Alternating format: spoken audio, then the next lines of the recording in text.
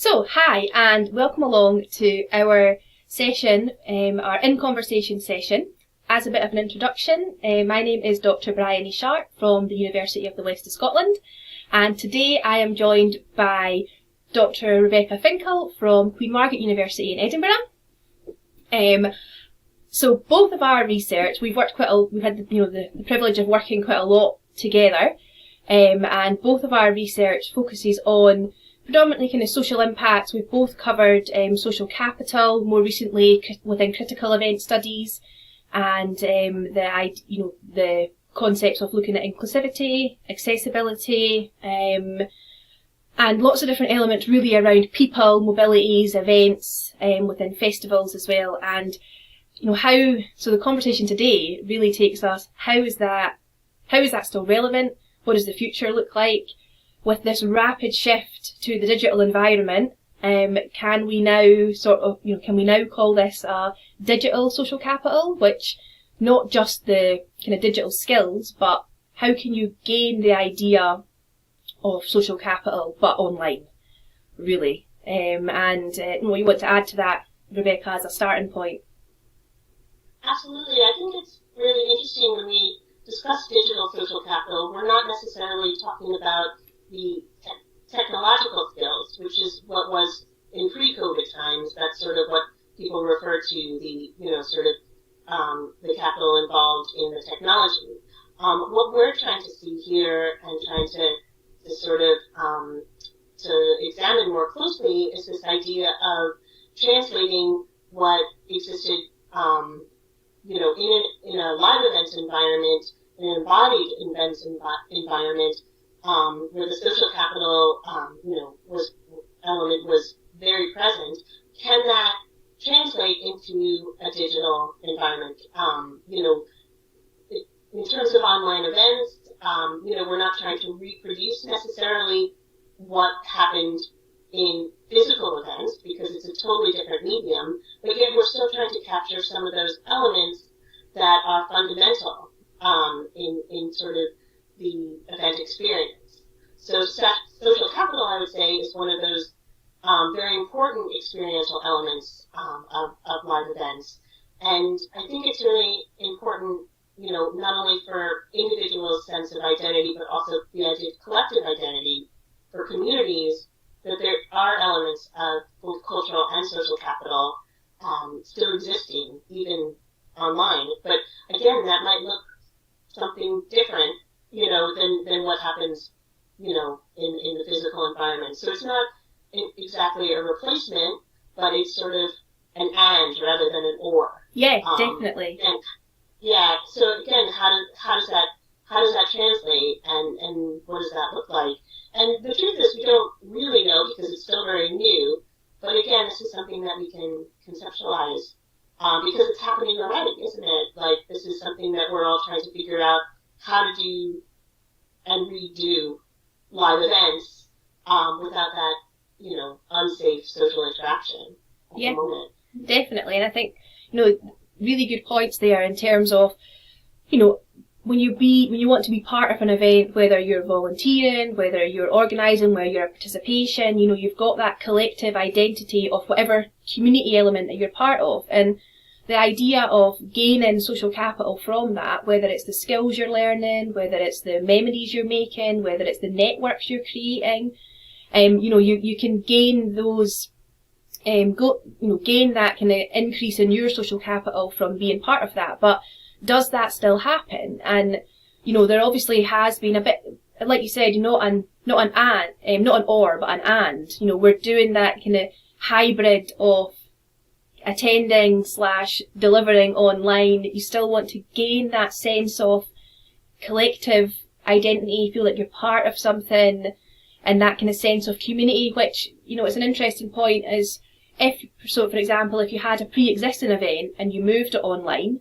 does that then, you still share the sense of community? I suppose the difference would come into if you were starting a brand new event.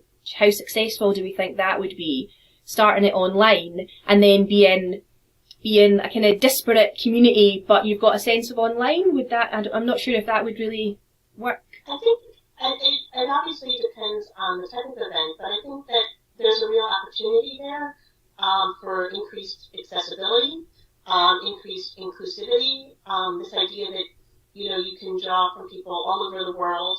You can experience things at the same time as, friends in different places. You don't physically have to go to the event. So, of course, that's a different kind of thing. It's not better or worse. It's just different. So I think that there's actually real opportunities there to make events a lot more accessible, a lot more inclusive. I recently went quote unquote to a family event. It was online. I was sitting on my couch like I am now with my dog on my lap, like I am now, since I started working. But and I didn't have to, sort of schlep all the way across the ocean to go be jet lagged, deal with, family members perhaps that I wouldn't want to deal with, and instead I'm, WhatsApping with my cousins, we have a back channel. And I probably shouldn't be saying this, but, this is what happened. It was wonderful. Had a really enjoyable hour and a half. And, and I think it wasn't the same. It wasn't better or worse. It was just different. But I still enjoyed that, and I still felt a closeness with my family members. And I still felt like I was there. I was able to attend in a way that perhaps, I could have just actually missed it because, would have gotten time off work or, being able to fly over, to the States. So I think that it creates different opportunities for different types of connection and different types of social capital. But again, that's, as events managers, we need to be able to create those environments online to allow that sort of thing to happen. And it won't mirror what's happening in the real world. And we shouldn't necessarily, think of that as a bad thing. It's just a different thing. Yeah. Sort of like online shopping in its early days, where people just put their whole catalog online and you couldn't search anything and you couldn't find anything, and it didn't really work. And now the technology has moved on, and our understanding has moved on. That online retail looks completely different than it did in the beginning because they understood the digital environment. And I feel like we're still in the early days of that with events. Yeah. And I think that it would be really important to kind of keep these elements of social capital, these elements of identity, and sort of collective, ideas, but to find ways that translate online in a different and more effective way, perhaps. Yeah, absolutely. And I think that perhaps particularly there were challenges that some events were going to face in terms of opening themselves up to different audiences. Perhaps now, like you said, they can reach that maybe marginalised communities, that different layer of accessibility. But then, in saying that, we might come up against a bit of a challenge in, access to the digital skill set for once, but also the, having the strong enough Wi-Fi, all these different sort of infrastructural change. Yeah, technology, that kind of thing that is, but then it's would there, but would there always have been those challenges based on perhaps disposable income, different things like that as well. So it's that, how do we now come over that or get through that another set of, potential engagement barriers? Absolutely, and I think that that's kind of where that idea of social capital also, if we're looking at it in, a Bourdieusian sense, is their status, right? Yeah. So, like, the idea that we have super fast Wi-Fi and, different laptops and, phones and what have you. And I think that that's, another form of sort of status as it relates to events. So, for example, if you're looking at like fandoms and audiences, so, this idea that people used to show that they were great fans with t-shirts or, sort of material culture, and now perhaps that's become more digitized as well. So this idea that, you have, the certain headphones or the, I'm not really familiar with Twitch, but, these sorts of, platforms.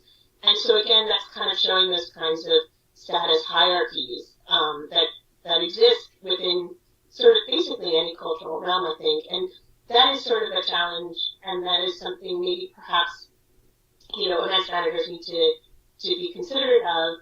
But as you said before, on the other hand, there's also the issue of income. A lot of these book festivals, I think book festivals translate terrifically online.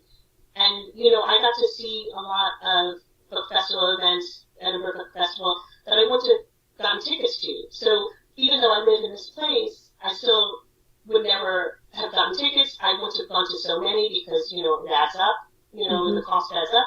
This way, it was all online, it was free. I could, pause it, go make a cup of tea. It's a different experience that way, but definitely felt, like, wow, I would, I don't get to see this in real life. Yeah. So, it's creating these kinds of, so of course there's pros and cons to everything in that way, but again, it's sort of how it's being planned and how we have to think about it. Yeah, exactly. Yeah. And I mean, like you said, I suppose similarly and differently, although you live in Edinburgh and that was still digital, whereas you could have I have myself attended a couple of events that actually have turned out to have gone online, in the COVID-19 pandemic, and but I would never have gone to those before. I wouldn't have been able to go there. They probably would have been in London. It was over a weekend. It was, like a kind of conference set in with different sessions on at different times, but actually what I was allowed to do was look at the programme online,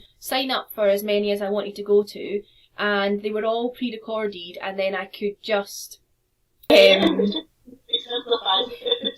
But I think that you raised, really good points there about the idea of possibilities, in terms of taking the place out of the equation, necessarily. Yeah, I totally agree, and I think that sometimes, that sense of place and the location is a real, it's key to the event. It's key to a lot of the experience that even goes along with attending an event.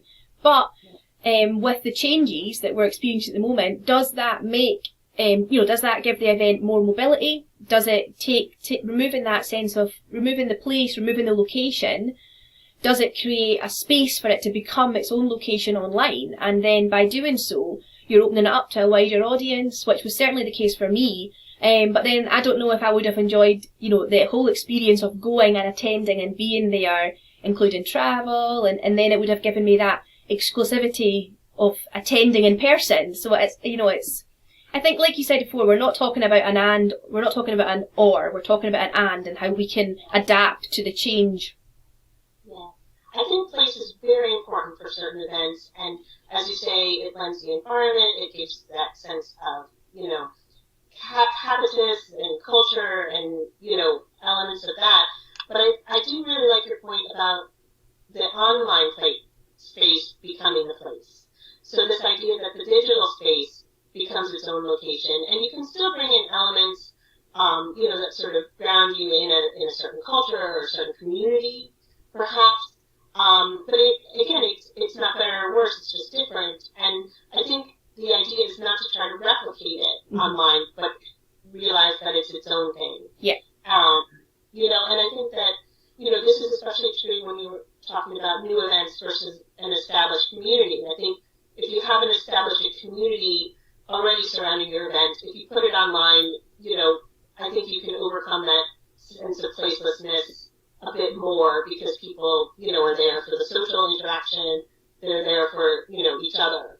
But if you have a new event that, this idea that trying to build the digital space as the place for the event itself probably takes a lot more planning and a lot more, effort. Yeah.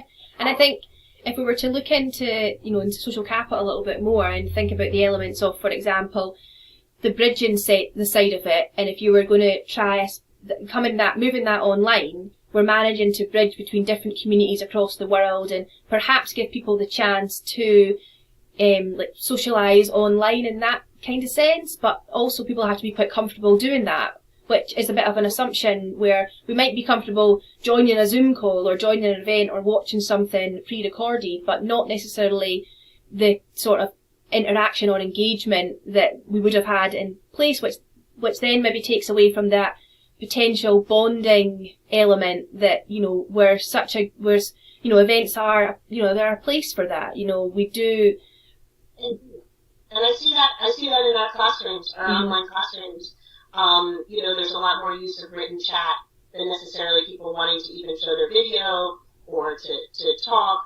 And I think, we're not used to it perhaps, and it becomes a sort of new thing. So, the written chat works in a classroom element. I'm not sure how much it works in a sort of festival element, but, there are, still spaces for that kind of thing. People still tweet events, or they, have WhatsApp groups and this sort of thing. So it's sort of perhaps a more amplified version of that. But I think the impacts of those sorts of things on social capital, in many respects, it doesn't automatically make it better. It doesn't make those bridging elements stronger. That is something that needs to be worked on. So I don't think it's as easy for events managers in a digital space to have that bridging and bonding elements. I think that's something you have to work for and perhaps build up. It's maybe the idea that it's not just you can have an event. Maybe you need to start with social media and start with Instagram or other TikTok, other elements to kind of build a buzz. Yeah. I totally agree, and I think that I suppose it's good and bad timing, because we're definitely getting the sense of, events have a good understanding now, or, well, have some understanding, and certainly events literature and events management, events, studies literature has a good understanding that we know that events just don't happen and produce positive benefits. We know that the groundwork needs to go in to build in, like, what's the aim, what's the policy, where's the event strategy within this, how does it all work together to actually produce what we want it to. And those elements of, bridging between different communities and actually, providing a community spirit, and that building that doesn't just happen. So we can't, obviously we can't assume that it's going to happen online, but I don't know if it would ever really happen online. I think that, that's a challenge that we're going to face in the future, in terms of we've just kind of got an understanding of how to do this now, or how to research it, how to examine it, I suppose. And now we're going to try and do it in real life and on digital life, if that makes sense. Yeah, it's definitely, there's complexity there. And I think you make an excellent point about that. And I think it's definitely the challenge that, events are already in survival mode right now. And, looking for the future, I think, I hope they don't just try to go back to what was. And I think, there's a lot of lessons learned from this time and that we can carry forward. And I also think, there's this term building back better. And I think that that's one of the things that, both as critical event researchers we can look into, but also in terms of practitioners, this idea that, we need to make sure that we're including marginalized communities. It's not enough anymore to just sort of have mainstream events, for sort of dominant groups. And I think there's less of an appetite for that now. And I think that this idea that, we're just trying to, get events back on the ground. It's like, well, okay, but we're now used to this digital space. We're used to socializing in a digital space.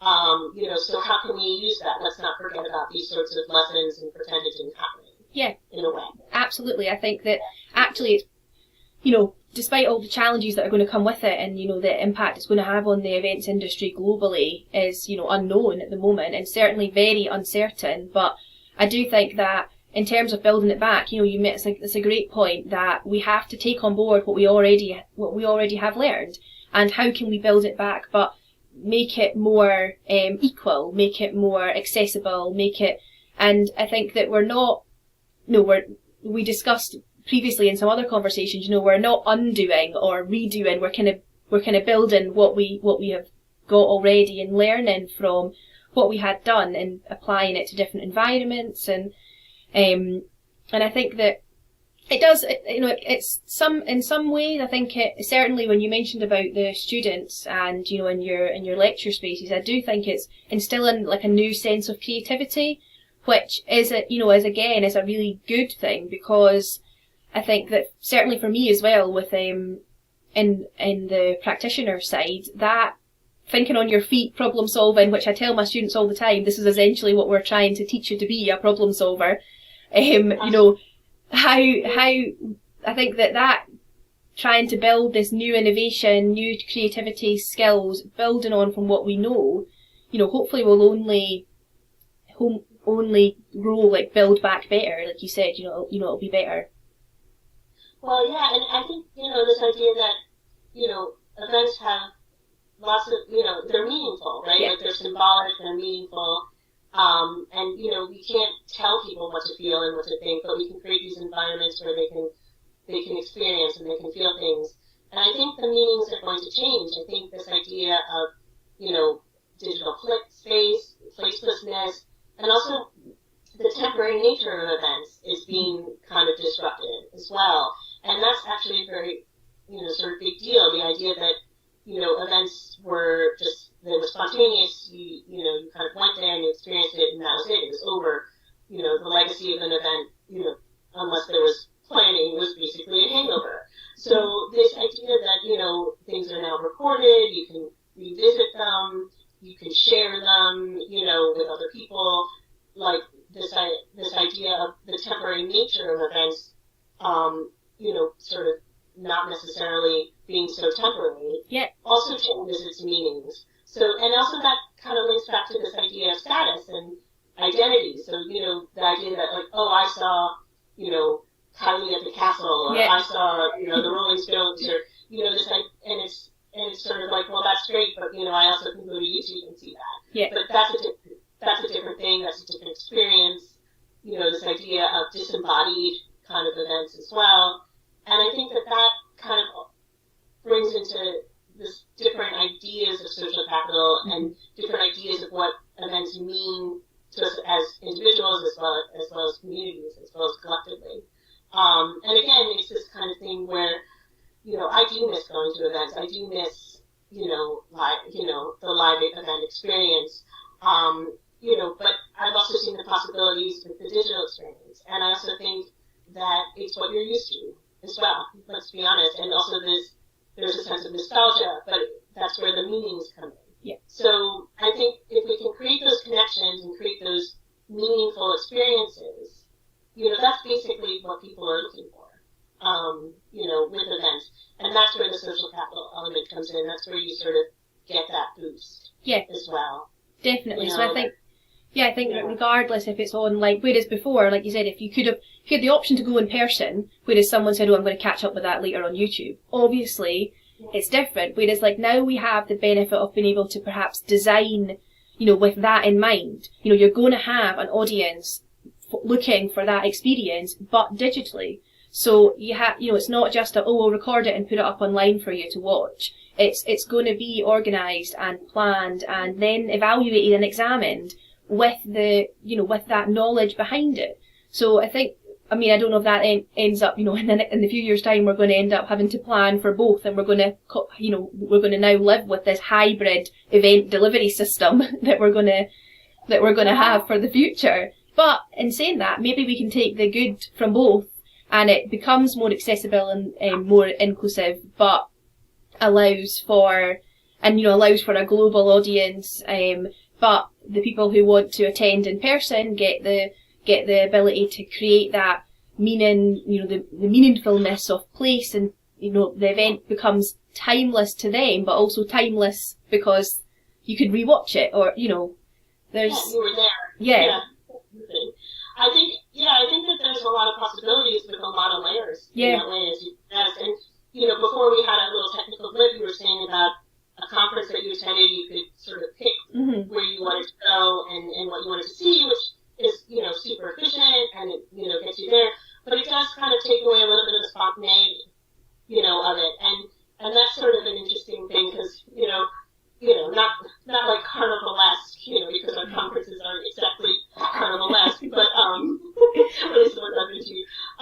But, you know, this idea of that kind of spontaneity and kind of like having scope for these sorts of encounters, you know. But I think that there's still opportunities there, you know, in terms of networks and in terms of sharing skills.